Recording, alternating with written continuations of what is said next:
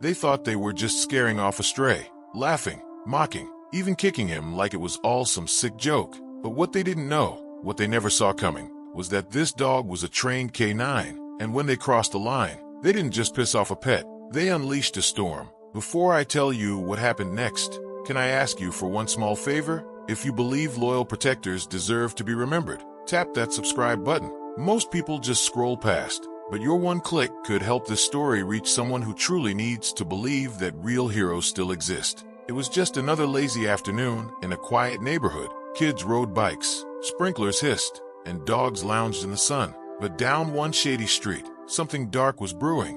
3 men with nothing to lose were about to learn a lesson they'd never forget, because what they thought was just a homeless mutt was actually a weapon with fur. It didn't happen all at once. That's the thing about real trouble. It doesn't kick the door down. It creeps in, quietly, slowly, like a shadow stretching longer by the hour until it swallows the room. The neighborhood of East Grove had always been peaceful. Not perfect, of course. No place really is, but it had a rhythm. People waved when they passed by.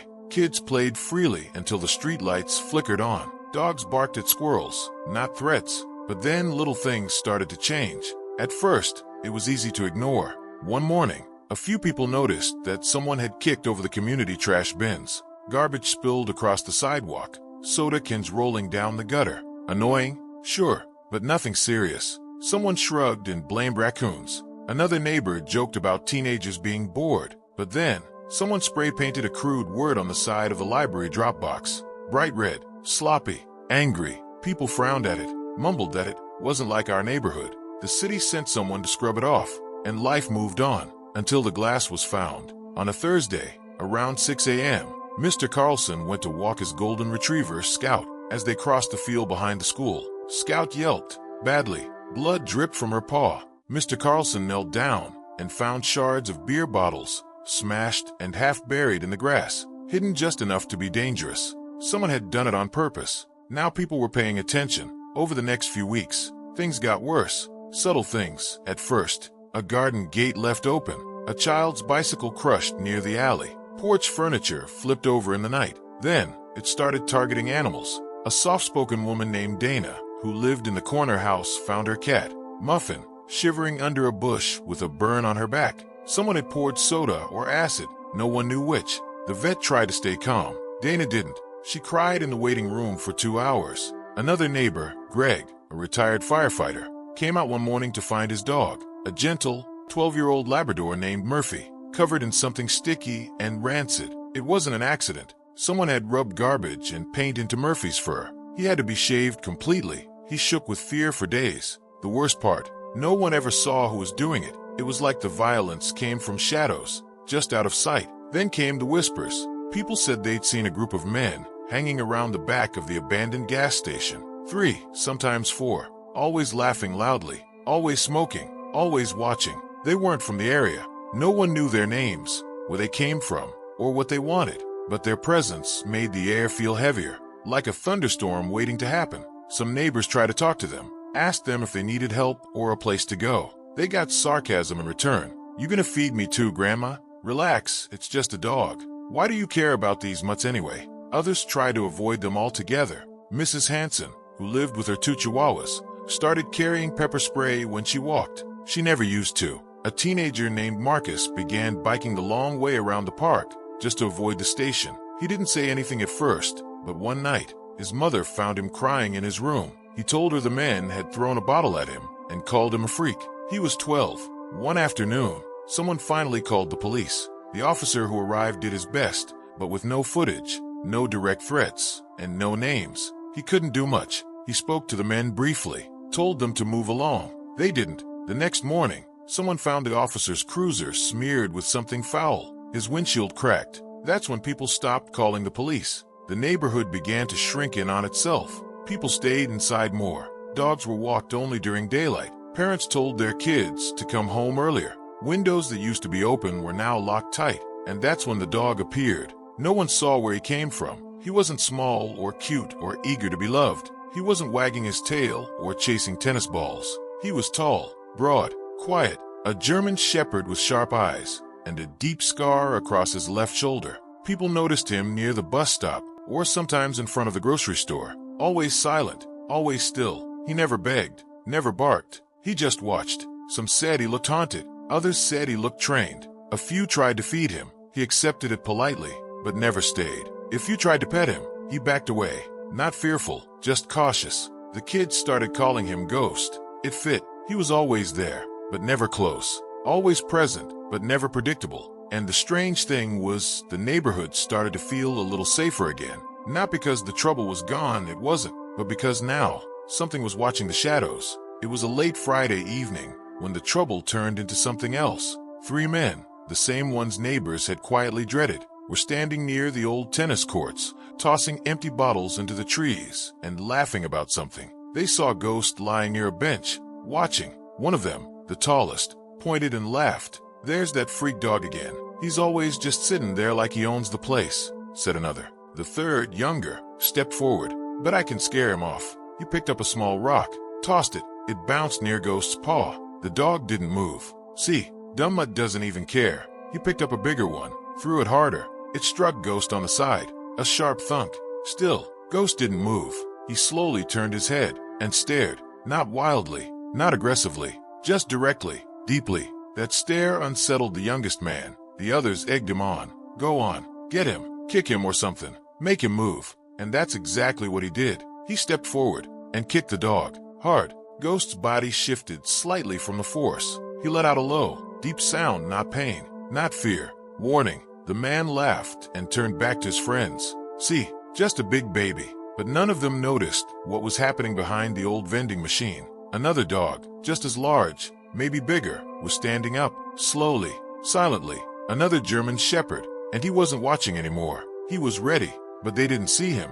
Not yet. They were too busy laughing, too busy spitting on the sidewalk and boasting, too sure of themselves. Ghost rose to his feet. No barking, no lunging. He just stood, solid, calm. That moment, brief as it was, felt strange. It was like the wind stopped moving, like the street froze in time, a stillness thick enough to feel. Then the second dog stepped into view, and all 3 men froze. One of them whispered, "Where'd that one come from?" The tallest one scoffed, "Man, I ain't scared of no dogs." But his voice had changed, slightly higher, less sure. Ghost took one step forward, and then another. The second dog followed, flanking him like they were trained partners in formation. The men began to back up, slowly, uncertain now. Then someone shouted from a nearby porch, "Hey, what are you doing to that dog?" It was Mr. Harris, retired Army, watching with a phone in hand. That broke the moment. The men turned and took off running, cursing as they went, disappeared into the trees behind the courts.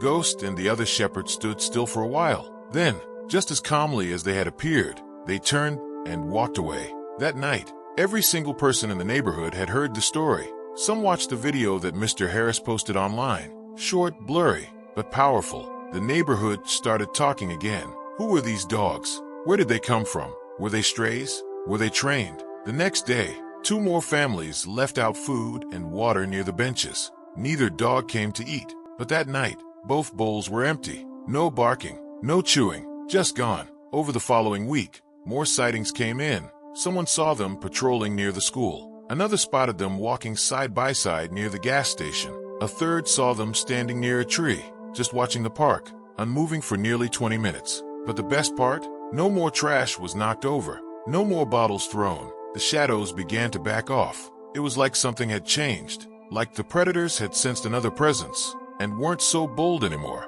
And deep down, everyone in East Grove felt it. They weren't alone anymore, because 2 silent guardians had claimed their territory, and trouble had started to look over its shoulder. It had been nearly a week since the confrontation near the tennis courts, the night when 3 men thought they could scare off a dog, and instead ended up running from something they couldn't understand. The incident rippled through the neighborhood, like a stone dropped in still water. Everyone was talking, but it wasn't just gossip. It was a strange mixture of fear and hope. Fear, because the men hadn't left. Hope, because now they weren't the only ones lurking in the shadows. People began to notice small changes again, but this time, for the better. The sidewalks stayed cleaner. Garbage bins were untouched. That eerie silence that had once made people lock their doors early, it was starting to lift. Not entirely, not yet, but enough that you could feel the difference in the air. But what people didn't know, what they hadn't seen, was that something else had changed. The dogs weren't just watching anymore.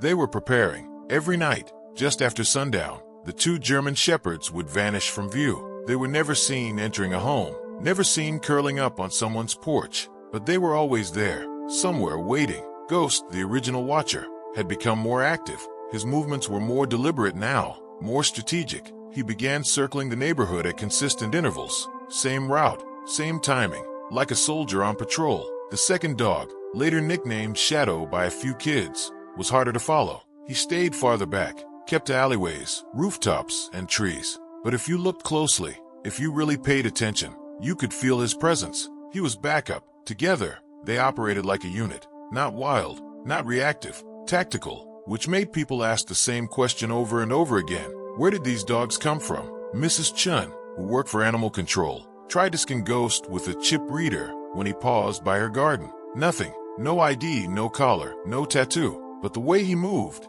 the way they both moved, told her more than a microchip ever could. These dogs were trained, she whispered to her husband one night. Professionally, military or police. That kind of discipline doesn't come from YouTube videos. She was right. What no one knew was that nearly a year ago, two canine officers had gone missing after a fire destroyed the home of their retired handler. The blaze had been ruled an accident. The man, Officer Logan Price, a decorated canine trainer, had died inside, along with nearly everything else. The authorities assumed the dogs perished with him. There were no remains found, but the roof had collapsed. The damage was severe, so their case had been quietly closed. But the truth was that Ghost and Shadow had escaped that night, and they had stayed off the grid ever since.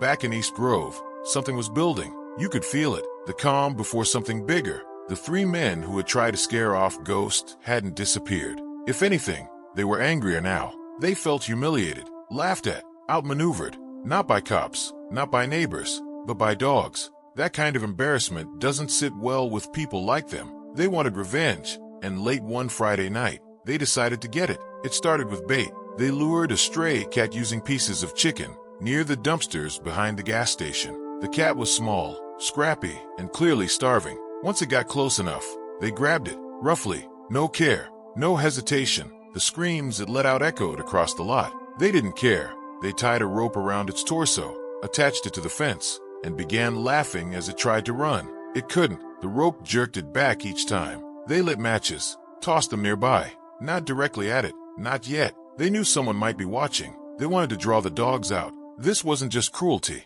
It was bait, a trap, and it worked. Within minutes, Ghost stepped into view, quiet, focused, alone. He didn't bark. He didn't charge. He stood between the man and the struggling cat. One of them, the youngest, smiled cruelly. There you are. Another stepped forward, holding a bat. Ghost's eyes flicked to it. He calculated the distance, the weight, the stance. Then he looked back at the cat. It was suffering, breathing rapidly, twisting. He had to act fast. But as Ghost prepared to move, Shadow appeared. Not from the front, from behind. He'd flanked them. The second dog moved quickly, silently, and snapped the rope with one decisive bite. The cat darted into the bushes. That's when chaos broke loose. The men shouted, scattered, but not far. They didn't run this time. One pulled a knife. Another swung the bat. Ghost dodged left. Shadow ducked right. They didn't attack.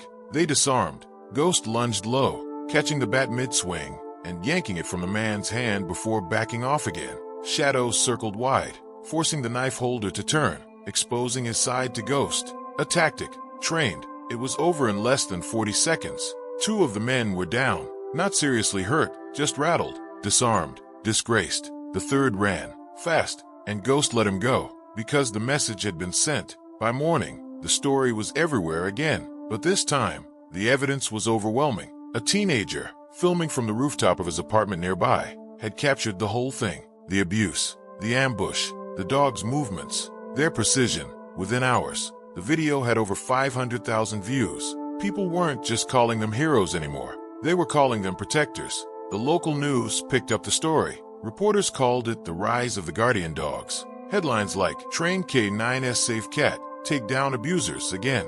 "Mystery Dogs Protect Neighborhood." But who are they? Justice with Fur, the dogs of East Grove. Everyone wanted answers, but no one had them. The police launched an internal review. Officer Ramirez, the one who had seen them before, dug into the archives. And that's when the truth surfaced. He found the old case file, Bravo, 6 and Delta, lost in the fire, presumed dead.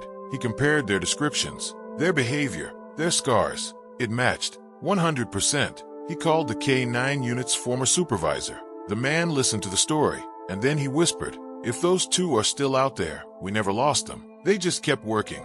Back in East Grove, something incredible began to happen. People started to step outside again. Families returned to the park. The local shelter reported a surge in dog adoptions, over 30 in 2 weeks. Everyone wanted their own protector, their own ghost, their own shadow. Even kids who used to be scared of dogs were asking their parents, "Can we help feed the heroes?" And the dogs, they didn't vanish. They stayed, not in any one home, not on any one street, but they made their rounds every night, watching, walking, waiting. A retired soldier began leaving food and water under his porch. Another family placed a GPS tracker in one of the bowls. It never worked. The signal cut off 5 minutes after being placed. The dogs were too smart, too careful. They couldn't be found unless they wanted to be. Then, one night, something new happened. A van pulled into the neighborhood, unmarked, tinted windows. It parked near the elementary school, engine running for over an hour. Someone noticed. A neighbor called it in, but before the police could arrive, Ghost and Shadow did. What they found was worse than anyone imagined. 3 men inside the van, binoculars, rope, duct tape, tools. They weren't local. They weren't random. They were predators, and they didn't get far. The dogs acted before anyone could blink. The front tire was slashed. One of the men stepped out, only to be faced with Ghost growling low from the shadows. The others tried to escape. Shadow blocked the back. Within minutes, the men were on the ground. By the time officers arrived, it was over, and the entire neighborhood understood something very, very clearly. These dogs weren't just here for them. They were here for justice. The day everything came to a head started like any other. It was cloudy, not stormy, not bright, just gray. One of those days where everything feels suspended in the air, waiting. But people in East Grove had grown used to waiting. They waited to see if those strange men would show up again. They waited to see if the dogs would. They waited for the next story, the next sighting, the next video clip that would confirm. Ghost and Shadow were still watching. But that day, something changed. At around 2:40 p.m., school had just let out. Kids were running out of the front gates, backpacks bouncing on their backs, laughter ringing in the air like music. But across the street, a white van idled again. Not the same one from before, but close, too close. And this time, there wasn't one person watching. There were 2, both with baseball caps pulled low, both with clipboards, pretending to be workers, both staring too long, too cold, too deliberately. Inside that van, behind tinted glass, sat someone worse, someone who wasn't pretending, a man with a tablet in his hand, tapping, scrolling, pausing on a photo of a young girl walking home with her little brother. He marked it, and the van slowly started moving. Back at the corner bakery, Mrs. Klein was boxing up cookies when she happened to look up at her security monitor. She saw the van. It passed her shop every day for 3 days, but this time, it slowed. Something about it made her skin crawl. She stepped out to the curb and squinted. That's when she saw them again, Ghost and Shadow. They weren't patrolling today. They were stalking, but not like predators, like guardians. Ghost walked directly into the street, not running, just walking, eyes on the van. Shadow flanked it silently from the alley. The van didn't stop. It sped up, but not fast enough, because Ghost wasn't just a dog anymore. He was a warning. Inside the van, one of the men cursed. "It's that dog again," the driver muttered. "Hit him." "What? Hit him? He's just a dog." The driver pressed the pedal. The van lunged forward, and that's when Ghost moved. Not away, forward. He jumped, not high, not wild, just enough, and slammed his body into the side of the van at just the right moment to send its wheels clipping the curb. The driver overcorrected, screamed. The van tilted, swerved, and crashed, hard, right into the light pole. Alarms shrieked. Glass shattered. Smoke began curling from the hood, and then silence, for just a second, long enough for every parent, every child, every neighbor nearby to turn and stare in horror. Then they saw Ghost, standing in front of the van, still, watching. The first man stumbled out, blood on his temple, trying to run. He didn't make it far. Shadow came out from behind the bench and cut him off, forcing him back toward the wreck. The second tried to open the back door and flee, but he was dazed, sluggish. He dropped the tablet on the sidewalk. The screen cracked, and dozens of photos spilled open. Images of kids, homes, license plates, Timetables, locations, evidence. By the time police arrived, sirens blaring, boots stomping, it was all there. The men were pinned, confused, disarmed not by force, but by fear. The police didn't need much. They took one look at Ghost and lowered their weapons. Detective Serena Hayes arrived 5 minutes later. She was sharp, focused, had spent the last 10 years dealing with crimes like these in other parts of the city. But this was different. Not because of the suspects, but because of the heroes. She walked over slowly, crouched down beside Ghost, and whispered, "Where have you been?" Ghost didn't respond. He just blinked. But in that one gesture, calm, steady, present, he answered everything. They'd been watching, waiting, protecting, and now, they'd made their move. The aftermath unfolded like wildfire. News crews rushed in, cameras flashed, reporters shoved microphones at crying parents, still in disbelief that a dog had stopped a kidnapping in broad daylight. Footage from a local barbershop security camera captured the crash, the movement, the final moments of the standoff. The video went viral in hours, over 3 million views by midnight. But the real moment, the one no one could explain, happened after the crowd cleared, after the suspects were arrested, after the kids were safely home. That's when Ghost walked up to the cracked tablet, sat down, and stared at it, almost like he was trying to memorize the faces on the screen. The officer closest to him swore he saw Ghost growl, low and guttural, not at the people, at the idea, at what they had planned, at the evil of it all. That night, people left candles out on the sidewalk. Some left flowers, some left toys, a few left collars. Their own dogs had passed away, but now they felt like something eternal had stepped in to fill the space. And in the quiet hours just before dawn, both dogs returned. They didn't bark, they didn't eat the food. They just stood in the glow of the street lamp, side by side, and then walked away. 3 days later, Detective Hayes received a package. No name, no return address. Inside, a flash drive, a badge, and a note. The note said, they were never lost. They were just waiting for the right place, where justice still mattered, where someone had to watch the line. They chose East Grove. Please protect them, as they've protected you. LP. Detective Hayes stared at the initials for a long time. LP. Logan Price, the man they all thought had died in the fire. Maybe he had, or maybe he had made sure his dogs lived, and continued the mission. Since that day, East Grove has never been the same. New security lights were installed. The playground was rebuilt. The old gas station was finally torn down and turned into a community garden. They called it the Guardian Patch. There's a statue there now. 2 bronze German shepherds, standing tall. At the base is a plaque that reads, "They watched when others turned away. They stood when others ran. They protected what no one else could." Ghost and shadow honor, loyalty, justice, and beneath it, a single word, remember, because no one who was there could forget. Weeks passed, and yet, the story of Ghost and shadow didn't fade. If anything, it grew stronger, more deeply woven into the fabric of East Grove than anything before it. For the first time in a long time, people walked slower down their sidewalks, not because they were afraid, but because they were safe enough to breathe again, to look around, to feel the rhythm of their own neighborhood returning. It wasn't just the lack of danger, it was the presence of something else, something noble, something vigilant, something silent, but deeply felt. People left water bowls out near mailboxes, behind bushes, under benches. They didn't know if Ghost or Shadow would ever return to those exact spots, but it didn't matter. They just wanted to say, thank you. One day, a boy named Mason, only 7 years old, stood near the new Guardian Patch with a notebook clutched to his chest. He'd drawn 2 dogs side by side.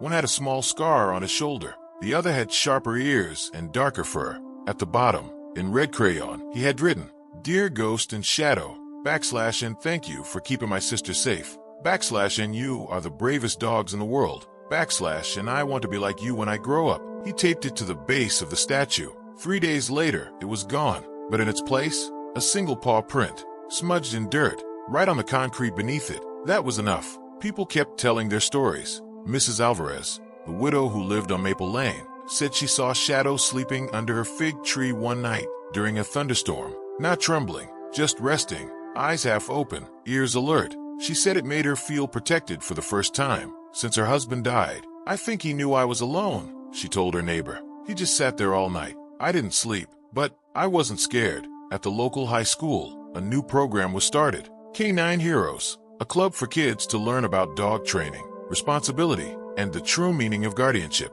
They studied real canine units, learned first aid for animals, even volunteered at the shelter on weekends. And every single kid in that program wore a patch on their sleeve with two silhouettes, one tall, one sleek. Underneath, stitched in silver thread, was a single phrase, "Watch the line." No one told them to add that. They just knew it mattered. But not everyone accepted the story so easily. Some outsiders called it urban legend. They said, "There's no way two dogs took down multiple criminals. That's just a good story with bad facts." But people from East Grove didn't argue. They didn't need to, because they had seen it. They'd watched it happen. They'd felt the shift from fear to safety, from isolation to unity. And they knew, deep down, that those dogs weren't just symbols. They were real. And more importantly, they were right. Detective Serena Hayes, the one who received the badge and flash drive, made it her mission to ensure the truth was preserved. She didn't lock the files away in some evidence room. Instead, she created a public digital archive called the Guardians of Grove. It held everything: the original videos, photos from the scenes, the note from LP, testimonials from kids, parents, shop owners, even security cam footage of the night Ghost stopped the van. The archive was free to access. She wrote in the description, "Not all heroes wear uniforms. Some wear fur. Some speak not in words, but in presence." These two protected us when others looked away. They deserve to be remembered, not as myths, but as what they truly were: justice in motion. Thousands visited the page. Comments poured in from across the country. "I wish we had dogs like that here. My little girl sleeps with a plush named Shadow now. I didn't believe in miracles until today. My dad was a canine handler. He cried watching this." As the seasons changed, so did the town. The fence around the old burned-down Price residence was rebuilt, but instead of erasing its past, they preserved it. The yard became a reflection garden, a small green space with 2 stone benches, quiet fountains, and a single oak tree planted in the center. A bronze plaque rested at its base, in memory of Officer Logan Price and the legacy he left behind. Some said they saw a ghost there once, just once, lying beside the tree for hours before vanishing again. Like he knew, like he remembered, like he grieved, too. Not all change comes from loud moments. Some comes from the quiet ones. Mrs. Klein started keeping her bakery open later, said she wanted to make space for more laughter in the evenings. A father who used to carry pepper spray just to walk his kids now carried extra tennis balls in his backpack for the dogs, just in case. East Grove began to heal, not because someone solved every problem, but because 2 unknown soldiers reminded them what strength looked like. Not brute force, not anger, but stillness, patience, precision, and above all loyalty. One foggy morning, a teacher named Mr. Darnell was grading papers in the park when he heard soft footsteps. He looked up. Ghost was there, just standing, watching the kids play on the swings. No noise, no drama, just peace. Mr. Darnell didn't reach for his phone. He didn't call anyone over. He just nodded once,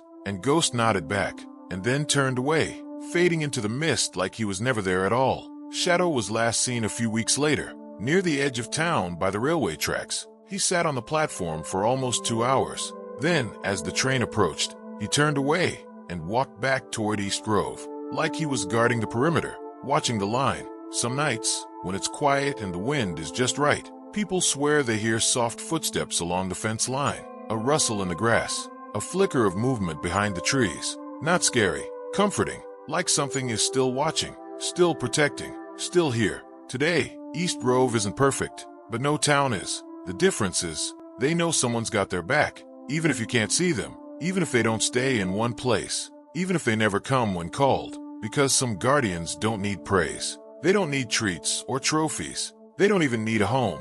They just need a purpose. And once they find it, they never stop. And so, if you ever find yourself walking down a quiet street and you feel eyes on you, not threatening, just present, if you glance toward the tree line and think you saw something move, if your dog perks up, tail wagging slowly at nothing, you might be close. You might be standing on sacred ground, where justice walks on 4 legs, and legends leave paw prints in the dirt. If this story moved you, subscribe now, and never miss the next real-life miracle.